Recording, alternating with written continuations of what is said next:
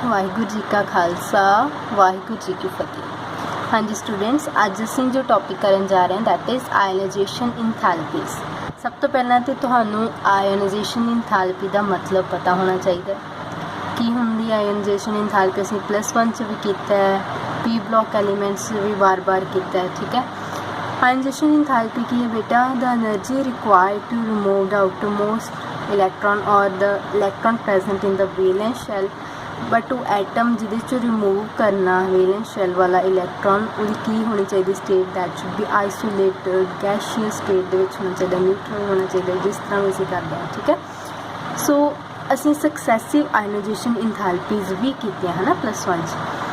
But actually की हुंदा जदों असीं periodic table they which down the group move करते हैं तो आयनाइजेशन इंथैल्पी जिहड़ी वो घटदी है, क्योंकि डाउन द ग्रुप जो मूव करते हैं तो की होंदा है नंबर ऑफ शैल्स बढ़ते हैं, न्यूक्लीयस की ते इलैक्ट्रॉन्स की दूरी बढ़ जाती है, क्यों दूरी बढ़ जाती फोर्स ऑफ अट्रैक्शन घट जाती है तो इलैक्ट्रॉन बाहरले शैल चो रिमूव करना ईजी हो जाता है। बट अलॉन्ग द पीरीयड की होंदा बेटा सेम शैल दे विच इलैक्ट्रॉन्स एडअप हो जाते हैं उहदे नाल की होंदा इफैक्टिव न्यूक्लियर चार्ज बढ़ता है, क्योंकि with the increase in atomic number the number of protons in the nucleus increase, ठीक है। ज्यों ही नंबर ऑफ प्रोटॉन्स इंक्रीज करनगे मतलब इफैक्टिव न्यूक्लियर चार्ज बढ़ता पाया, ठीक है, इलैक्ट्रॉन्स के उत्ते तो उहदे नाल की होएगी फोर्स ऑफ अट्रैक्शन ज़्यादा होएगी, जिहदे नाल की होएगा इलैक्ट्रॉन बाहरों रिमूव करना डिफिकल्ट होएगा, ठीक है। होर असीं कुछ चीज़ां करांगे इहदे विच कि होर किहड़े फैक्टर्स आ जिन्हां ते ये डिपेंड करदी है, ठीक है। बेटा पहला तो उन्होंने रेगूलर ट्रेंड जनरल ट्रेंड दिता कि लैफ्ट टू राइट जी है वो आयनाइजेशन इंथैल्पी इंक्रीज़ करती है, ठीक है, क्योंकि डी ऑर्बिटल फिल होंगे जे आप सक्सैसिव आयनाइजेशन इंथैल्पीज़ की गल करिए, ठीक है, जिहड़े नॉन ट्रांजिशन एलीमेंट्स है दूजे एलीमेंट्स पी ब्लॉक की कर लो एस ब्लॉक की कर लो, ये ट्रांजिशन है डी ब्लॉक वाले, ठीक है, उन्हां दे नालों इन्नी मतलब वो थोड़े बहुत एकदम वधदी है उन्हां विच आयनाइजेशन इंथैल्पी एकदम घटदी एकदम बढ़ती है ना, स्टीपली चेंज आती है। बट ये इस तरह नहीं इंक्रीज़ करती एकदम जी है स्टीपली चेंज वो नहीं होती, ठीक है। इट मीनस ये वेरीएशन थोड़ी घट होंगी, ठीक है। फर्स्ट जी आयनाइजेशन इंथैल्पी है ना इन जनरल वो की होंगी है बढ़ती है ज्यों ही आप लॉन्ग द पीरियड मूव करते हैं, ठीक है। ट्रांजिशन एलीमेंट या सीरीज़ भी देख लो जो इधर में आप मूव करते हैं ऑलमोस्ट एक ही करती है बढ़ती है। पर बेटा कुछ तो ये भी केसेस पता है कि हाँ फिल्ड होवे फुली फिल्ड होवे ऑर्बिटल तो उन्हों की स्टेबिलिटी ज़्यादा होंगी है तो उन्होंने चो इलैक्ट्रॉन रिमूव करना डिफिकल्ट होंदा है तो उन्होंने वास्ते आयनाइजेशन इंथैल्पी भी ज़्यादा होंगी, ठीक है। मेन बेटा जिहड़ियां सीरीज़ आंदियां 3D 4D 5D इस सब तो ज़्यादा आयनाइजेशन इंथैल्पीज़ तुसीं याद रखनी 5D सीरीज़ के मैंबर्स दी, ठीक है, दैन 3D दैन 4D, ठीक है। जो तुहानूं 5D का कोई मैंबर या 3D का या 4D का 3 मैंबर आ जाए कह दें कि इनू इनक्रीजिंग ऑर्डर ऑफ या decreasing order of ionization enthalpy लिखो तो याद रखना 5D वाले मैंबर्स की सब तो ज़्यादा। क्यों ज़्यादा बेटा, पहला भी असीं कीता लैंथेनाइड कंट्रैक्शन विच की हुंदा कि एफ ऑर्बिटल्स की फिलिंग होने तो बाद 5D ऑर्बिटल फिर फिल होंदा तो एफ ऑर्बिटल का पुअर शील्डिंग इफैक्ट है जिहदे करके जिहड़े 5D इलैक्ट्रॉन्स आ न्यूक्लीयस दे वाल न्यूक्लीयस पुल दे विच बड़ी अच्छी तरह, ठीक है, न्यूक्लीयस वाले अट्रैक्ट होंदे है, साइज छोटा हो जाता कॉन्ट्रैक्ट हो जाता that is known as lanthanide contraction, ठीक है। उस तो बाद बेटा होर गल करिए तो अगे इन्होंने दस्या है कि 3D सीरीज़ के जो असीं मूव करते हैं स्कैंडियम टू जिंक के वाल मूव करते हैं 21 तो 30 तक जिथे आप है ना एटॉमिक नंबर है तो इलैक्ट्रॉन्स जोड़े इनर सब शैल 3D विच ऐड होंगे, ठीक है। 4s आउटर सब शैल है 3D इनर सब शैल है तो 3D इलैक्ट्रॉन जोड़े है शील्ड करते हैं 4s इलैक्ट्रॉन की करते हैं 3D electron shield the 4s electron from the increasing nuclear charge somewhat more effectively than the outer shell electrons can shield one another. हुण आउटर शैल इलैक्ट्रॉन्स किहड़े 4s वाले उन्होंने एक दूजे नूं उन्होंने भी शील्ड करना क्योंकि 2 इलैक्ट्रॉन्स होंगे 4s दे विच, बट उन्हां दे नालों 3D इलैक्ट्रॉन्स जिहड़े ज़्यादा अच्छे तरीके दे नाल शील्ड करते, ठीक है। होर इहदे विच की दस्सिया उन्होंने कि एटॉमिक रेडियाई जिहड़ा डिक्रीज़ करता बट बहुत घट, मतलब लैस रैपिडली, एकदम नहीं बहुत डिक्रीज़ करता, थोड़ा थोड़ा करके डिक्रीज़ करता, तो आयनाइजेशन एनर्जी थोड़ी थोड़ी करके इनक्रीज़ करती। ठीक है। डबली जां होर जिहड़े हाईली चार्जड आयन्स हुंदे आ जिन्हां विच कॉन्फिगरेशन की उन्हां विच 4s का कोई नहीं होएगा, क्योंकि डबली चार्ज विच आपां नूं भी पता कि 4s पहलां ही आपां इलैक्ट्रॉन फिल करदे हां ते पहलां ही रिमूव करदे हां। ठीक है। तो जे डबल चार्ज होगा तो आप 4s वाले दोनों इलैक्ट्रॉन्स हटा देंगे तो डी वाले बच जाएंगे। ठीक है।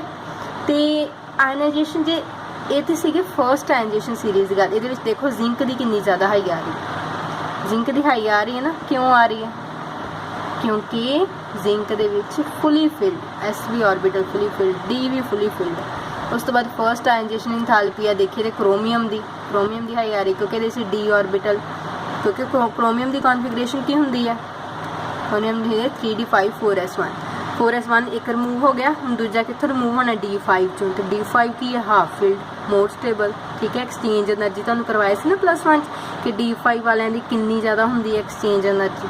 ठीक है। इस करके इहदी वध हो गई।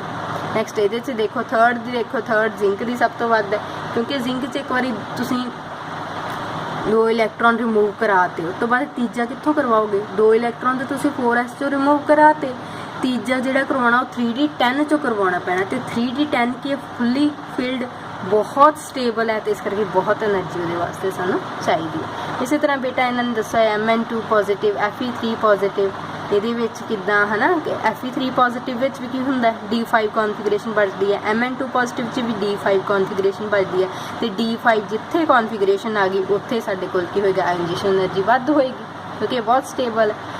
3 terms responsible for the value of ionization enthalpy are attraction of each electron toward nucleus, ठीक है, repulsion between the electrons and the exchange energy। बेटा 3 फैक्टर्स तुसीं याद रखने आ जिन्हां ते आयनाइजेशन एनर्जी जिहड़ी डिपेंड करती है। एक्सचेंज एनर्जी असीं भी ये भी कीता, सानूं पता ना स्टेबलाइजेशन दसदी आ, देखो हुण जे D5 है इहदी ज़्यादा होएगी एक्सचेंज एनर्जी D3 दे नालों।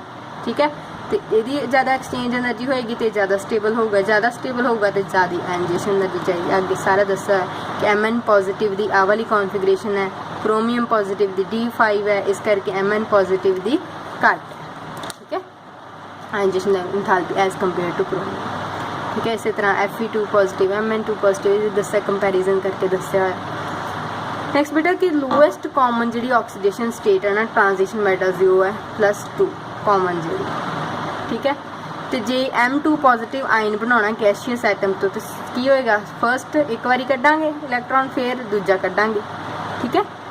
The sum of first and second ionization enthalpy is required in addition to the enthalpy of atomization के नाल नाल फर्स्ट ते सैकेंड जी आयनाइजेशन एंथैल्पी है वो सानू चाहिए।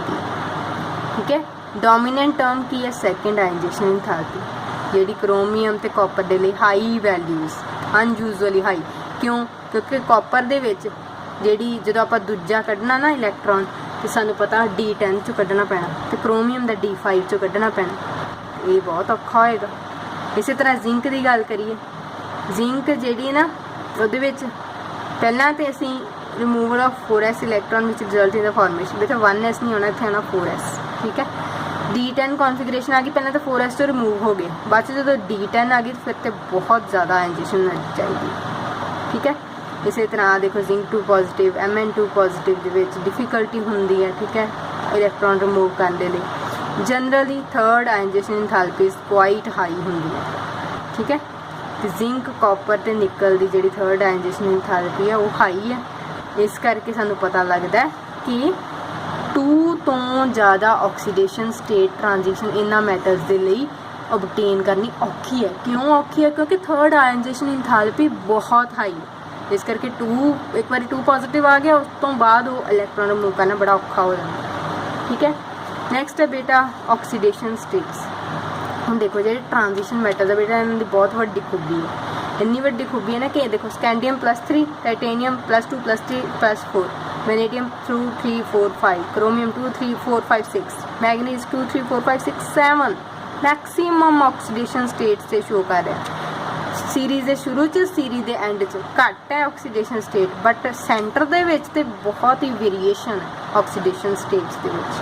ठीक है, इट मीनस बहुत variety of compounds they form कर सकते हैं, है ना, ट्रांजिशन मैटल्स, क्योंकि इन्हां दी ऑक्सीडेशन स्टेट्स ही बहुत ज़्यादा ने। जिहड़ा मैक्सीमम जिहड़े उही इन्हां ने कहा कि जिन्हां दे बहुत ज़्यादा ग्रेटेस्ट नंबर ऑफ ऑक्सीडेशन जिहड़े स्टेट शो कर रहे हैं वो मिडल दे विच लाई करदे आ।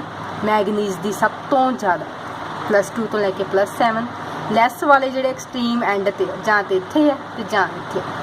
ठीक है, क्योंकि उन्हां दे डी इलैक्ट्रॉन बहुत घट है, जां ते डी इलैक्ट्रॉन बहुत घट है, पीओ मतलब जल्दी लूज़ कर देंगे, है ना, जां बहुत ज़्यादा कि वो जल्दी कीतियां लूज़ जिहड़े नहीं कर सकते। ठीक है, उस बाद बेटा स्कैंडियम दी स्कैंडियम 2 जिहड़ा वैसे तो अननोन है, स्कैंडियम जिहड़ा 3 पॉजिटिव है ना, ये सानू फिर भी जिहड़ा मिल जाएगा। ठीक है, नैक्सट उन्होंने दस्या होया बेटा कॉपर जिंक, कॉपर की +1 +2 है, जिंक की +2 है, तो हाई जिहड़ा ऑबटेन करना, जिंक कहिए भी +3 चल जाए नहीं हो सकता, क्योंकि असीं पहलां भी गल कर चुके हैं कि zinc they third ionization enthalpy is very very very high. इस तरह कॉपर की थर्ड जिहड़ी सॉरी सैकेंड जिहड़ी है वो हाई होएगी काफ़ी, बट फिर भी ये शो करता है। ठीक है, +2। नैक्सट है बेटा जिहड़े स्पीशीज़ आयरन 2 3 शो करे, कोबाल्ट 2 3, निकल 2, कॉपर 1 ते 2, जिंक 2 जिहड़ा वा इदां जिहड़ियां ऑक्सीडेशन स्टेट्स है वो शो कर। वेरीएबिलिटी जिहड़ी ऑक्सीडेशन स्टेट्स ने मतलब चेंज होना ऑक्सीडेशन स्टेट दी, ये कादे तो अराइज हुंदी है क्योंकि डी ऑर्बिटल इनकम्पलीट हुंदे आ, पूरे फील्ड नहीं हुंदे। ठीक है, जिवें वनेडियम 2 है, वनेडियम 3, वनेडियम 4, वनेडियम 5, एक यूनिट नाल डिफर कर रहा है 2 3 4 5।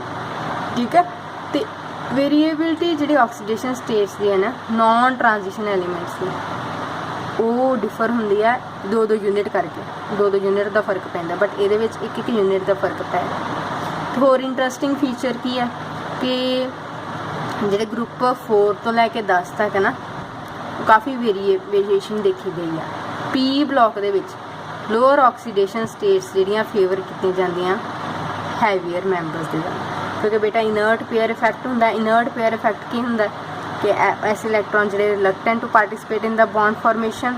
ठीक है, इस करके वो की होंदियां लोअर ऑक्सीडेशन स्टेट्स जिहड़े आ वो हैवीयर मैंबर ही शो करदे आ, लाइटर मैंबर बहुत घट शो करदे। तो अपोजिट है डी ब्लॉक दे विच, पर डी ब्लॉक च इदां नहीं हुंदा।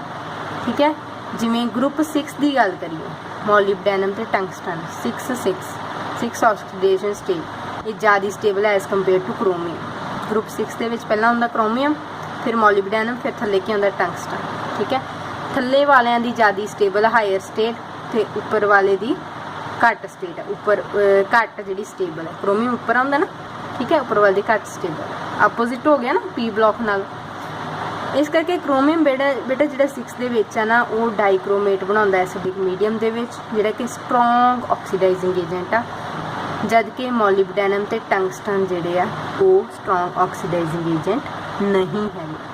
ठीक है, एक बेटा आ इन्होंने एग्जाम्पल दी है कोआर्डीनेशन कंपाउंड दे विच, ये आपां जदों उत्थे करांगे ना फिर मैं तुहानूं दसूँगी कि किस तरह इत्थे जीरो ऑक्सीडेशन स्टेट जिहड़ी आ वो किद्दां बैक बॉन्डिंग किद्दां हुंदी है, लाइगेंड्स की हुंदे, मैं सारा तुहानूं ये वाला पैराग्राफ जिहड़ा कोआर्डीनेशन कैमिस्ट्री दे विच जिहड़ा मैं नैक्सट चैप्टर आ उहदे विच तुहानूं एक्सप्लेन करांगी। So this was all about कि ऑक्सीडेशन स्टेट्स किस तरह दी शो करते हैं, पी ब्लॉक नालों किद्दां डिफरेंट है।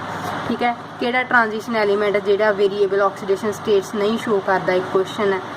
ठीक है, उन्होंने कहा कि स्कैंडियम जिहड़ा वेरीएबल ऑक्सीडेशन स्टेट्स नहीं शो करता, वो एक ही शो कर रहा है।